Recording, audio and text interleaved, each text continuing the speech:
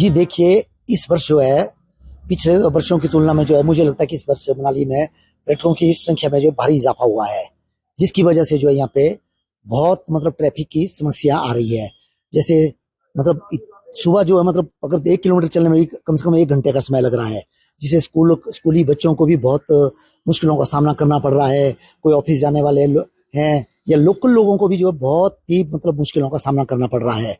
जिस तरह से मनाली में पर्यटकों का जो भीड़ आई है, उन्हें संभालने में भी प्रशासन को भी मतलब ट्रैफिक कंट्रोल करने में बहुत सी मुश्किलों का सामना करना पड़ रहा है। जैसे मनाली में टूरिस्टों का फ्लो बड़ा है, भले ही हर पर्यटन व्यवसायी के जो मतलब खुशी का माहौल है कि भाई पर्यटकों की संख्या जो बहुत बड़ी है, लेकिन इतनी भीड़ होने के बावजूद भी जो है जो टूरिस्ट आ रहे हैं वो भी बहुत परेशान है, क्योंकि वो भी एक अपने टाइम पर जो है वो किसी साइट सीइंग को नहीं कर पा रहे हैं। अगर कहीं भी जा रहे हैं तो उन्हें कई घंटे जो है वो गाड़ियों में ही रुकना पड़ रहा है। देखिए, जिस तरह से ट्रैफिक जाम की जो समस्या मनाली में हो रही है, तो मुझे तो इस तरह यहाँ लगता है कि जैसे काफ़ी जगह पे जो है वो सड़कों की भी थोड़ी जो है कमी है, क्योंकि सड़कें भी देख रहे हैं आपकी काफ़ी जगह से जो सड़कें भी हमारी खराब हैं, और प्रशासन भी पूरी कोशिश कर रहा है कि ट्रैफिक को जो है वो कंट्रोल किया जाए। लेकिन मुझे लगता है कि जिस तरह से यहाँ पे भीड़ है, उसे देखकर मुझे भी लग रहा है कि प्रशासन भी जो है इसमें कंट्रोल कर पाने में नाकाम हो रहा है। हम लोग प्लेन एरिया में रहते हैं, वहाँ का टेम्परेचर इतना हाई है क्योंकि इस समय समर वेकेशन चल रहे हैं, वर्किंग नॉर्मल की सबके लिए है। तो वहाँ प्लेन एरिया में जो टेम्परेचर और यहाँ के टेम्परेचर में ज़मीन आसमान का अंतर है, और यही रीज़न है कि सब वहाँ से उठ के यहाँ आ रहा है। और जो टेम्परेचर यहाँ का है वो ये नॉर्मली हम यहाँ तो नहीं लग रहा कि किसी के घर में एसी वगैरह या कुछ होगा, और हमारे यहाँ तो एसी भी फेल है, कितना भी चला के बैठ लो कोई फ़ायदा नहीं है। और यहाँ पे तो नॉर्मली हवा इतनी अच्छी है कि यहाँ से जाने का ही मन नहीं कर रहा है। तो दिक्कतें बहुत आ रही हैं, क्योंकि जब रोहतांग पहुँचते हैं तो बहुत जाम मिलता है और क्लाइंट जाम में ही फंसा रहता है। वो घूम कम पाता है जी, घूमना सिर्फ उनका आधे घंटे तक का होता है, अदरवाइज वो घूम ही नहीं पाता क्लाइंट अच्छे से।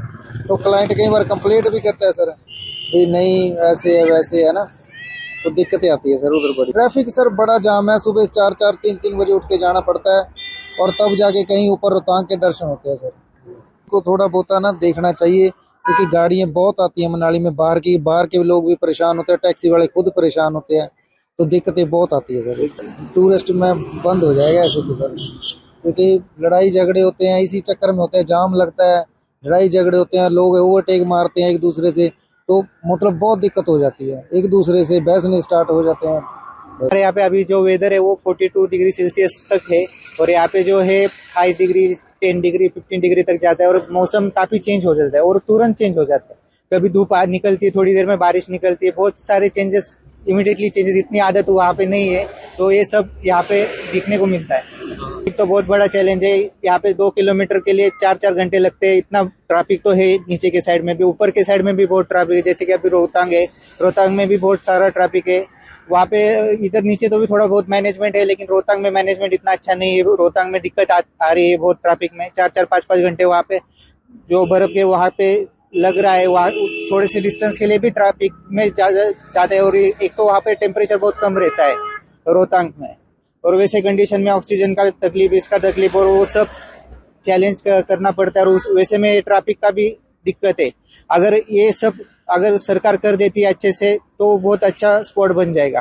कैसा होता है, अभी इतना बजट लेके हम आए यहाँ पे, और ये ट्रैफिक में जितना अभी ज्यादा से टाइम हमारा टैक्सी में जाता है बिकॉज ऑफ द ट्रैफिक, और ऊपर पॉइंट कम देखने को मिलता है, ज्यादा टाइम नहीं दे सकते क्योंकि बस रहती है, और सब ये करके वेदर भी इतना ये दिक्कत आती है, तो उसी वजह से बहुत दिक्कत आती है।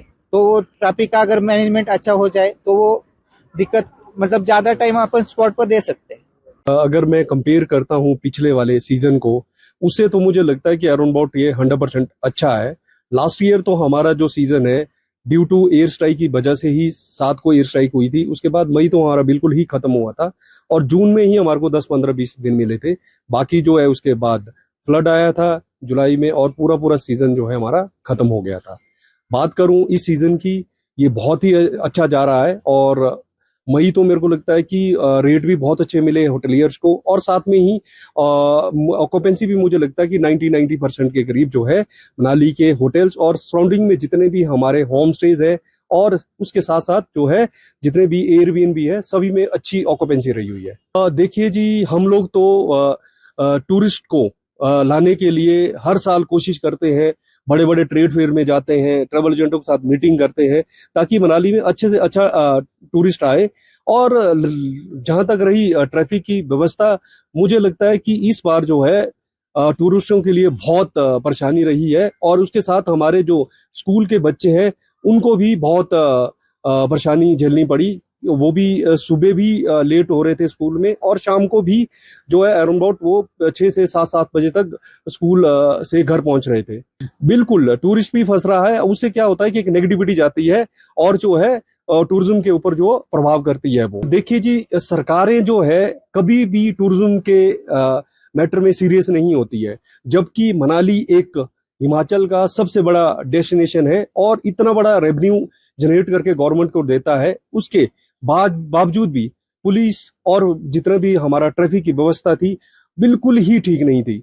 मैं तो फ्यूचर में भी ये निवेदन करता हूं सरकार से, जहां पे भी टूरिस्ट डेस्टिनेशन है उनको अच्छी खासी पुलिस बल दें, ताकि जो है हमारे दूर से आए हुए टूरिस्ट है वो ट्रैफिक की का जो है सामना ना करे।